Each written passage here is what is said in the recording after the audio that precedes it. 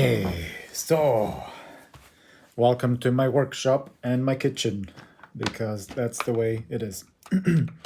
So this tutorial is about making unit number 4.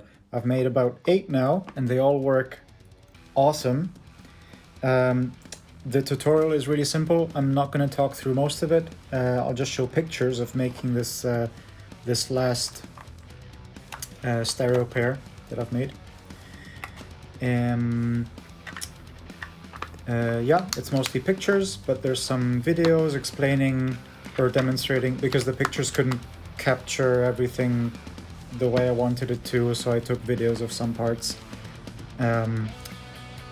So yeah, there won't be much talking here, so let's get right to it.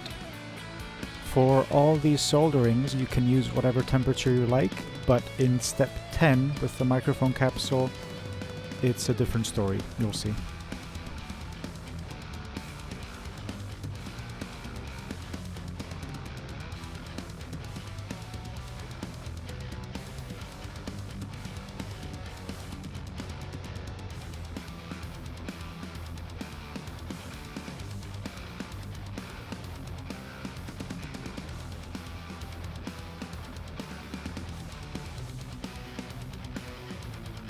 For this next part, we just have to be careful of the circuit when attaching the chuck of the XLR connector, and you can push it up ever so slightly, bending the circuit out of the way. Just make sure that it doesn't dislodge any connections.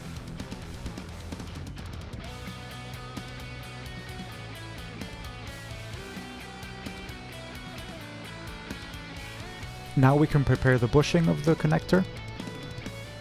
You just cut the end of it, where usually a cable would run out of the connector.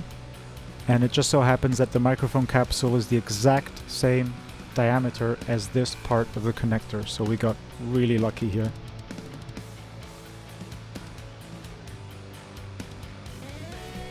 Okay, now all the soldering is done except for the microphone capsule, so now all we have to do is insert the insert and chuck into the housing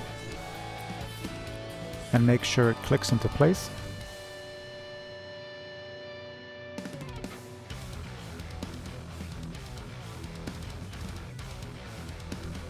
And before screwing on the bushing, I would recommend to twist the wires that go to the microphone, so it's just a little easier to get the bushing on there.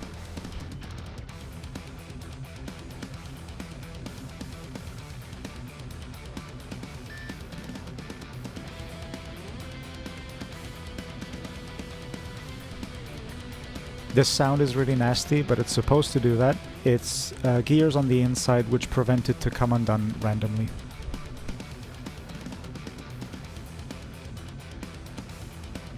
While soldering the microphone capsule, do not exceed 330 degrees, and don't solder for more than a couple seconds at a time, because it might break the microphone capsule.